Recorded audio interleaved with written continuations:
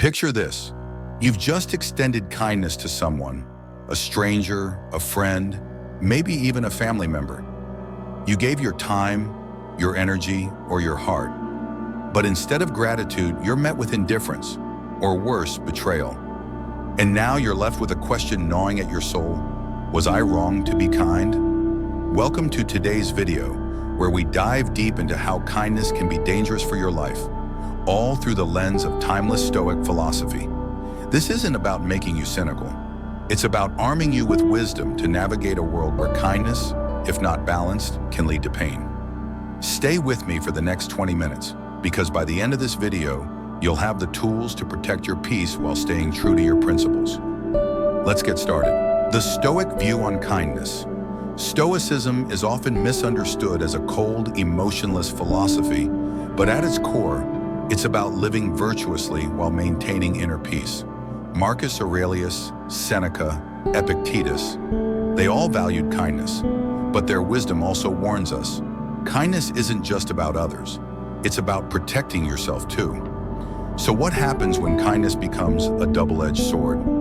Let me tell you a quick story. In ancient Rome, there was a servant who went above and beyond for his master. He worked tirelessly, often sacrificing his own well-being. But when the servant fell ill and couldn't work, his master dismissed him without a second thought. Stories like this are why the Stoics urge us to be kind, but not naive. Today we'll explore how unguarded kindness can lead to heartbreak and how you can be both kind and wise. But you will have too high hopes for people. Have you ever done something nice for someone and felt invisible afterward? Maybe you offered to help a colleague only for them to take the credit later. Or maybe you supported a friend through a tough time, but when you needed them, they were nowhere to be found. When we're kind, it's natural to expect acknowledgement. A thank you, a smile, or just a sense of appreciation. But here's where Stoic philosophy steps in. Expectations are the root of suffering. Seneca said, "He who does not expect gratitude will not be disappointed by ingratitude." In simpler terms, if you give expecting something in return, you're setting yourself up for pain. Instead, the Stoics teach us to give freely. Be kind because it's who you are, not because you're hoping for recognition. By doing this, you free yourself from the emotional roller coaster of disappointment. Your bad mood will get worse. Let's talk about emotional energy. Picture this. You're having a rough day. Maybe work was stressful, or you're dealing with personal challenges. Despite this, you muster the energy to help someone. You're hoping that doing something good will make you feel better. But instead, they brush off your effort, or worse, criticize you. How does that make you feel? Probably worse than before. Marcus Aurelius teaches us to examine our emotions carefully. He wrote, "You have power over your mind, not outside events. Realize this, and you will find strength." This means that when your emotional reserves are low, it's not the best time to seek external validation. Here's the key takeaway. If you're already in a bad mood, be kind to yourself first. Recharge your own emotional energy before trying to give it to others. Remember, you can't pour from an empty cup. Example story. A woman spent her weekend helping her neighbor move house, even though she was exhausted from work. When her neighbor criticized her for not organizing the boxes properly, it sent her into a spiral of frustration. She realized later that she should have taken the weekend to rest.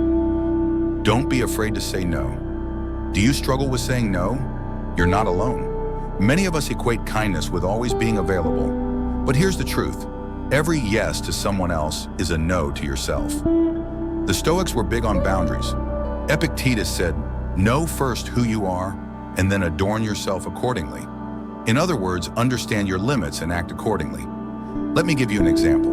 Imagine a colleague asks you to take on extra work. You already have a full plate, but you say yes because you don't want to disappoint them. Now you're overwhelmed and your quality of work suffers. The lesson? Saying no isn't selfish, it's self-preservation. And in the long run, it's the kindest thing you can do for both yourself and others. Here's a practical tip. The next time someone asks for your help, pause and ask yourself, do I have the time and energy for this? If the answer is no, don't be afraid to communicate that honestly. Think of a recent time you said yes when you wanted to say no. How did it affect you? The ripple effect of kindness. Here's something beautiful. When kindness is intentional and balanced, its impact can extend far beyond what you see.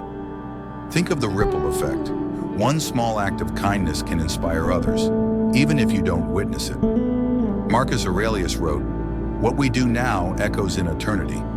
Your kind gesture might brighten someone's day, and that positivity could spread to others. But remember, this ripple effect works best when your kindness comes from a place of strength, not obligation. So focus on the quality of your kindness, not the quantity. Be intentional, be thoughtful, and trust that your actions, however small, make a difference. Example, story. A man helped a stranger jumpstart their car. The stranger, inspired by the kindness, later paid for someone's groceries. It's a chain reaction that proves kindness can multiply when done genuinely. Bonus insight, misusing kindness on yourself. Let's turn the spotlight inward for a moment. Are you kind to yourself? Many people equate self-kindness with indulgence or laziness, but that's not true. Stoics believed in caring for the mind and body as a duty. If you're constantly putting others first, you're neglecting your own needs. Seneca said, "It is not that we have a short time to live, but that we waste a lot of it." Don't waste your energy on people or tasks that drain you. Prioritize your well-being so you can show up as your best self for others. The Stoic challenge for you. Now here's my challenge for you. For the next 7 days, practice intentional kindness. But, and here's the catch, do it anonymously. Leave a note for someone, pay for a stranger's coffee, or simply help someone without expecting a thank you. Reflect on how it feels to give without attachment. Share your experience in the comments. I'd love to hear how it changes your perspective. The true power of kindness. Kindness is a beautiful thing, but like all virtues, it must be practiced wisely. Marcus Aurelius once said, "The best revenge is to be unlike him who performed the injury." And that's the ultimate takeaway. Kindness isn't about the other person. It's about who you are. So stay kind, but stay smart. Protect your peace, know your limits, and remember, true kindness starts within. If this video resonated with you, give it a like, share it, and subscribe for more Stoic lessons.